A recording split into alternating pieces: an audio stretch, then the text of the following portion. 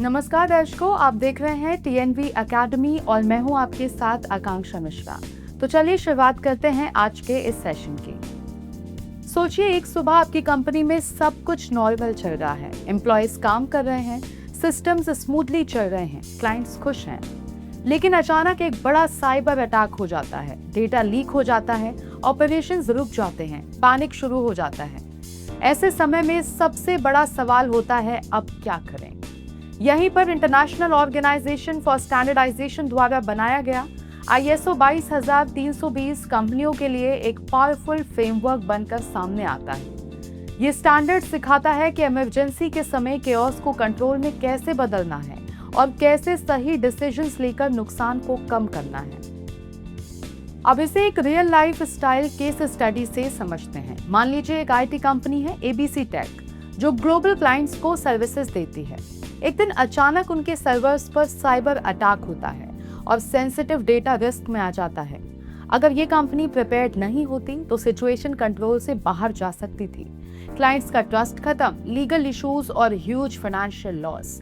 लेकिन ABC take ने ISO 22320 framework implement किया हुआ था और यहीं से गेम बदल जाता है। तो स्टेप 1 है इमीडिएट रिस्पॉन्स, पैनिक नहीं, एक्शन। जैसे ही साइबर अटैक डिटेक्ट होता है, ABC टेक की इंसिडेंट रिस्पॉन्स टीम तुरंत एक्टिवेट हो जाती है।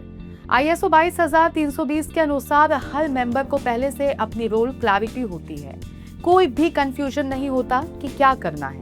टीम तुरंत सिस्टम्स को आइसोलेट करती है ताकि अटैक फैल ना सके। साथ ही एक कमांड सेंटर एक्टिवेट होता है जहां से पूरी सिचुएशन को मॉनिटर किया जाता है। ये फास्ट रिस्पॉन्स नुकसान को काफी हद तक कम कर देता है। फिर आता है स्टेप 2, क्लियर लीडरशिप। कौन डिसीजन लेगा? क्राइसिस के समय सबसे बड़ी प्रॉब्लम होती है डिसीजन कौन लेगा। लेकिन ISO 22320 इस कंफ्यूजन को खत्म करता है। ABC टेक में एक डेसिग्नेटेड इंसिडेंट मैनेजर होता है जो पूरे ऑपरेशन को लीड करता है। उसके पास अथॉरिटी होती है कि वो तुरंत डिसीजंस ले सके बिना अननेसेसरी अप्रूवल्स के डिले के। इससे रिस्पॉन्स स्पीड बढ़ जाती है और सिचुएशन जल्दी कंट्रोल में आती है। फिर आता है स्टेप 3, स्मार्ट कम्युनिकेशन। सही इंफॉर्मेशन सही समय पर। क्राइसिस में कम्युनिकेशन सबसे क्रिटिकल फैक्टर होता है। अगर गलत इंफॉर्मेशन स्प्रेड हो जाए तो पैनिक और बढ़ सकता है।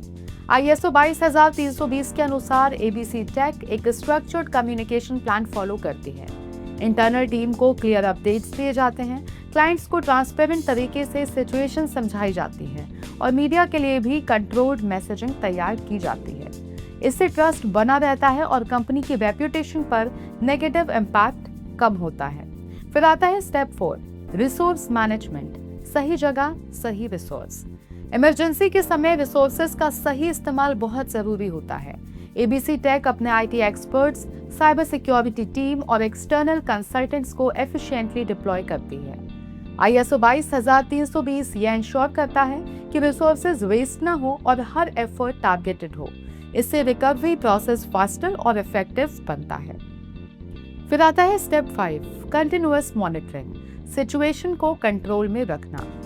क्राइसिस एक स्टैटिक इवेंट नहीं होता, ये लगातार बदलता रहता है। इसलिए ABC take real time monitoring करती है। हर अपडेट को ट्रैक किया जाता है, नए रिस्क को आइडेंटिफाई किया जाता है और स्ट्रैटेजी को अकॉर्डिंगली एडजस्ट किया जाता है। ये डायनामिक अप्रोच ISO 22320 का एक स्ट्रॉन्ग पॉइंट है।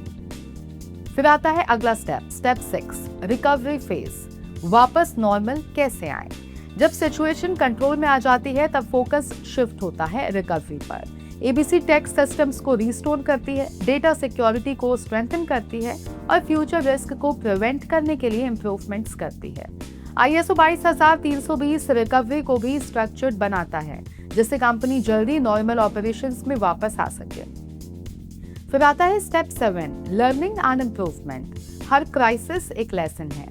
क्राइसिस खत्म होने के बाद ABC टेक पूरी घटना का एनालिसिस करती है। क्या सही हुआ, क्या गलत हुआ और फ्यूचर में क्या इंप्रूव किया जा सकता है। ISO 22320 कंटिन्यूअस इंप्रूवमेंट को एनकरेज करता है, जिससे कंपनी हर क्राइसिस के बाद और मजबूत बनती जाती है। आज के डिजिटल और अनप्रेडिक्टेबल वर्ल्ड में क्राइसिस अवॉइड नहीं किए जा सकते, लेकिन मैनेज जरूर किए जा सकते हैं। चाहे साइबर अटैक हो, नेचुरल डिजास्टर हो या ऑपरेशनल फेलियर, हर कंपनी को रेडी रहना होगा। ISO 22320 कंपनीज को सिर्फ रिएक्ट करना नहीं बल्कि स्मार्ट तरीके से रिस्पॉन्ड करना भी सिखाता है। यही रीजन है कि लीडिंग ऑर्गेनाइजेशंस इसे अपनाने पर फोकस कर रही हैं। अब सबसे बड़ा सवाल यह है कि क्राइसिस में विनर कौन बनता है। क्राइसिस के समय विनर वही कंपनी बनती है जो प्रिपेयर्ड होती है। ISO 22320 कंपनीज को वही प्रिपेयर्डनेस देता है, एक ऐसा सिस्टम जो केओस को कंट्रोल में बदल देता है। अगर आपकी कंपनी भी फ्यूचर प्रूफ बनना चाहती है तो ISO 22320 सिर्फ एक ऑप्शन नहीं बल्कि एक नेसेसिटी बन चुका है।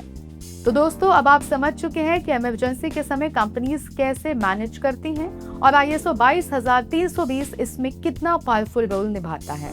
अब सवाल आपसे है, क्या आपकी कंपनी क्राइसिस के लिए तैयार है?